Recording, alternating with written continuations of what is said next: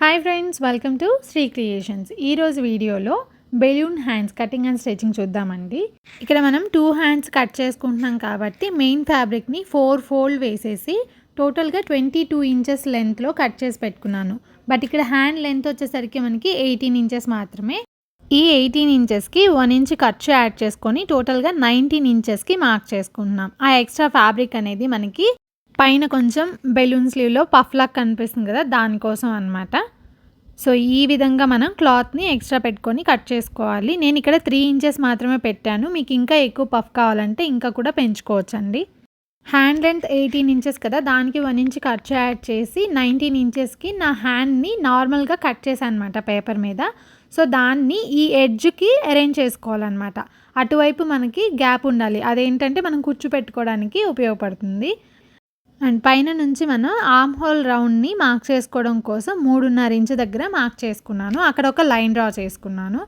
And paper top corner నుంచి 7.5 అంటే arm whole length వచ్చేసరికి 15 ఇంచెస్ అనమాట. అంటే ఇప్పుడు మనం దానిలో సగంకి మార్క్ చేసుకుంటాం. అంటే 7.5కి మార్క్ చేసుకున్నాను.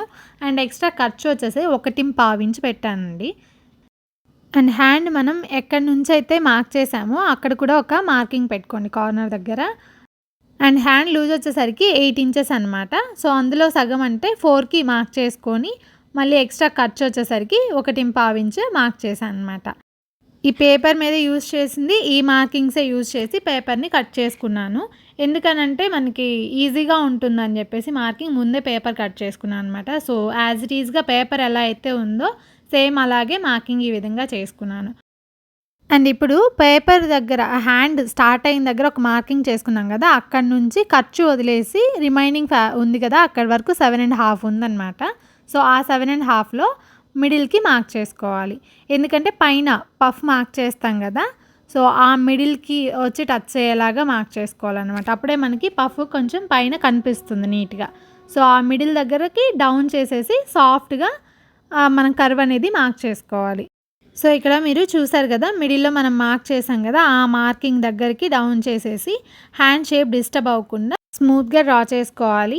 ఇప్పుడు మనం బ్యాక్ ఆర్మ్ హోల్ షేపే అనమాట అది. సో యాజ్ టీజ్గా మార్కింగ్ మీదనే కట్ చేసేస్తున్నాను. అండ్ కార్నర్లో ఒక చిన్న కట్ ఇచ్చాను. మనం స్టిచ్ చేసుకునేప్పుడు అది మార్కింగ్ లాగా యూజ్ అవుతుంది కాబట్టి. సో ఈ విధంగా హ్యాండ్ని మార్క్ చేసుకొని కట్ చేశాను. ఇప్పుడైతే ఫ్రంట్ ఆర్మ్ హోల్ షేప్ని మార్క్ చేసుకోవాలి.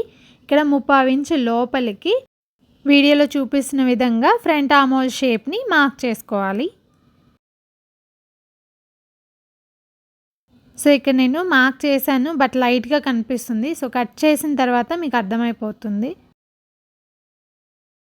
సో ఈ విధంగా ఫ్రంట్ ఆర్మ్ హోల్ షేప్ని కూడా మార్క్ చేసుకొని కట్ చేసేసుకోవాలి. ఫ్రంట్ సైడ్ మనం మార్కింగ్ పెట్టుకోవాలి. ఎదర్ F1 కానీ ఏదో ఒక మీకు ఎలా అయితే కొండ గుర్తు ఉంటుందో అలా మార్కింగ్ పెట్టుకోవాలి. తర్వాత కట్ చేసాక ఫైనల్గా అయితే ఇలా ఉంటాయి హ్యాండ్స్.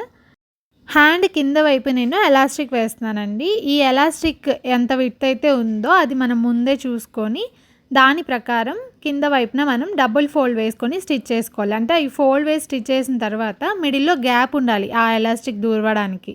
సో ఆ ఎలాస్టిక్ విడ్త్ ఎంతైతే ఉందో ఆ విడ్త్కి తగ్గట్టుగా మనం క్లాత్ని డబుల్ ఫోల్డ్ చేసుకొని ఒక స్టిచ్ వేసుకోవాలి. అండ్ అలాగే పైన వైపు కూడా ఎక్స్ట్రా ఫ్యాబ్రిక్ అంతా కూడా చిన్న చిన్న కుచ్చు పెట్టుకోవాలన్నమాట. ఈ కుచ్చు పెట్టుకున్నప్పుడు మీ ఆర్మ్ హోల్ లెంత్ ఉంది కదా, అంటే ఇక్కడ నాకు 15 ఇంచెస్ కాబట్టి 7.5 రావాలి ఈచ్ సైడ్. అండ్ ఖర్చు ఎక్స్ట్రా ఉండాలి. సో చెక్ చేసుకుంటూ పెట్టుకోండి. సో కుచ్చు పెట్టిన తర్వాత ఆ హ్యాండ్ లెంత్ వచ్చేసరికి మనకి ఇప్పుడు పేపర్ కట్ చేసాం కదా, ఆ పేపర్కి ఈక్వల్గా ఉండాలన్నమాట. సేమ్ పేపరే పెట్టక్కర్లేదు. యాక్చువల్గా ఇది డబుల్ ఫోల్డ్ చేసుకున్నప్పుడు మనకి ఆర్మ్ హోల్ లెంత్ ఎంత అంటే 7.5 ఇంచెస్ కదా, అంటే టోటల్గా 15 ఇంచెస్. డబుల్ ఫోల్డ్ చేసుకున్నప్పుడు అందులో సగం అంటే 7.5 ఇంచెస్. ఇక్కడ మీరు కరెక్ట్గా చూసుకోండి. సో ఈ లెంత్ అండ్ ఎక్స్ట్రా ఖర్చు హ్యాండ్కి మిడిల్ మార్కింగ్ చేసాం కదా, అక్కడ నుంచి ఈ మెజర్మెంట్ ఉండేలాగా చెక్ చేసుకోవాలన్నమాట. సో ఇప్పుడైతే స్టిచ్చింగ్ చూద్దాం ఒకసారి. ఇక్కడ నేను ఫస్ట్ డబుల్ ఫోల్డ్ వేసుకొని స్టిచ్ వేసుకోమని చెప్పాను కదా. ఒకవేళ మీకు ఇంకా నీట్ ఫినిషింగ్ కావాలంటే ఫస్ట్ ఈ విధంగా ఒక ఫోల్డ్ వేసుకొని స్టిచ్ వేసాను నేను 1/2 ఇంచ్ గ్యాప్తో. అంటే ఇప్పుడు ఇంకొక ఫోల్డ్ వేసినప్పుడు మిడిల్లో మనకి ఎలాస్టిక్ పెట్టినప్పుడు స్టక్ అయ్యేది లేకుండా ఉంటుందన్నమాట. సో తర్వాత ఇంకొక ఫోల్డ్ వేసుకొని ఇలా స్టిచ్ వేసుకోండి. ఇంట్రెస్ట్ ఉంటే ఎవరైనా, లేదంటే ఫస్ట్ టైం మనం వేసుకున్నాం కదా డబల్ స్టిచ్ వేసుకున్నట్టు అలాగే వేసుకున్నా పర్లేదన్నమాట. కానీ నేనైతే ఇక్కడ ఫస్ట్ ఒక స్టిచ్ వేసుకొని తర్వాత ఇంకొక స్టిచ్ వేసాను. ఇప్పుడు మిడిల్‌లో చూడండి గ్యాప్, ఈ గ్యాప్‌లో మనకి ఎలాస్టిక్ సరిపోతుంది. అండ్ మధ్యలో ఎలాంటి డిస్టర్బెన్స్ రాదనమాట. ఫస్ట్ ఇంకొక స్టిచ్ కూడా వేసాం కాబట్టి ఫ్రంట్ సైడ్‌కి ఈ విధంగా కనిపిస్తుంది. సింగిల్ స్టిచ్చే కనిపిస్తుంది అండ్ అలాగే నీట్ ఫినిషింగ్ కూడా ఉంటుందన్నమాట. సో ఇప్పుడు దీని లోపలికి ఎలాస్టిక్‌ని ఎక్కించుకోవాలన్నమాట. సో ఇప్పుడు ఎలాస్టిక్ ఎంత లెంత్ పెట్టుకోవాలనే చూద్దాం. నేనైతే కొంచెం లూజ్‌గానే పెడుతున్నాను. హ్యాండ్ లూజ్ కూడా నేను ఎక్కువే ఉంచాననమాట. కంపేర్ టు ఉన్నదానికంటే 7 ఇంచెస్ అయితే 8 ఇంచెస్ పెట్టాను. అండ్ ఇక్కడ ఎలాస్టిక్ మాత్రం 7.5 ఇంచ్‌కి పెడుతున్నాను అనమాట. సో మీకు ఇంకా టైట్ కావాలంటే ఒక 1/2 ఇంచ్ తగ్గించుకోండి. 1 ఇంచ్ మీ ఇష్టం. లూజ్ కావాలంటే ఇంకొక 1/2 ఇంచ్ పెంచుకోండి. సో ఇది హ్యాండ్ లెంత్ అయితే 7.5 ఇంచ్. మళ్ళీ ఖర్చు ఎంతైతే పెట్టుకున్నామో ఈచ్ సైడ్ మనం 1.5 ఇంచ్ పెట్టాం కదా. సో 2 సైడ్లు 2.5 ఇంచ్ వస్తుంది. సో ఇప్పుడు టోటల్‌గా మనకి ఎలాస్టిక్ వచ్చేసరికి 7.5 inch extra 2.5 inch each side ఖర్చు అనమాట. టోటల్ 10 ఇంచెస్ ఎలాస్టిక్ తీసుకున్నానండి నేను. సో ఈ విధంగా మీరు చివర ఖర్చు వద్దు అనుకుంటే 1/2 ఇంచ్ ఎక్స్ట్రా తీసుకుంటే సరిపోతుంది ఈచ్ సైడ్. అంటే 1 ఇంచ్ తీసుకుంటే సరిపోతుంది. ఇక్కడ నేను 1.5 ఇంచ్ పెట్టాను కాబట్టి 2.5 ఇంచ్ ఎక్స్ట్రా తీసుకోవాల్సి వచ్చింది. టోటల్‌గా 10 ఇంచెస్ అనమాట ఎలాస్టిక్ లెంత్ వచ్చేసరికి. సో ఎలాస్టిక్‌కి ఒకవైపు మన సేఫ్టీ పిన్ గుచ్చుకొని దాని నుంచి లోపలికి ఎక్కించుకోవాలి.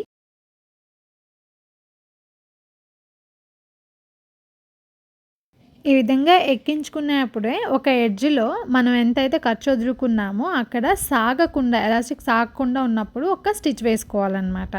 సో 1.5 ఇంచ్ దగ్గర ఫస్ట్ ఒక స్టిచ్ వేసుకొని తర్వాత ఇంకొక సైడ్‌కి పూర్తిగా ఎక్కించుకోవాలి. సో ఈ విధంగా అడ్జస్ట్ చేసుకున్న తర్వాత ఇంకొక వైపు కూడా స్టిచ్ వేసుకోవాలి. ఎక్స్ట్రా ఖర్చు ఎంతైతే ఉందో అక్కడ స్టిచ్ వేసుకోవాలి. అండ్ అలాగే పైన వైపు కూడా మనం కుచ్చు పెట్టుకొని స్టిచ్ వేసుకోవాలి. సో ఇక్కడ నేను స్టిచ్ వేసాను చూడండి. ఈ విధంగా స్టిచ్ వేసుకున్న తర్వాత మిడిల్‌లో మనం చిన్న కట్ పెట్టుకున్నాం కదా, ఆ మిడిల్ నుంచి హ్యాండ్‌ని ఈ విధంగా డబుల్ ఫోల్డ్ చేసుకోవాలి. ఎందుకంటే కుచ్చు పెట్టుకున్న తర్వాత మన హ్యాండ్ లెంత్ కరెక్ట్‌గా ఉందా లేదా, ఆర్మ్ హోల్ లెంత్ కరెక్ట్‌గా ఉందా లేదా అనేది చెక్ చేసుకోవడం కోసం. సో టాప్ నుంచి కార్నర్ నుంచి మనకి 7.5 ఇంచెస్ ప్లస్ 1.5 ఇంచ్ రావాలి.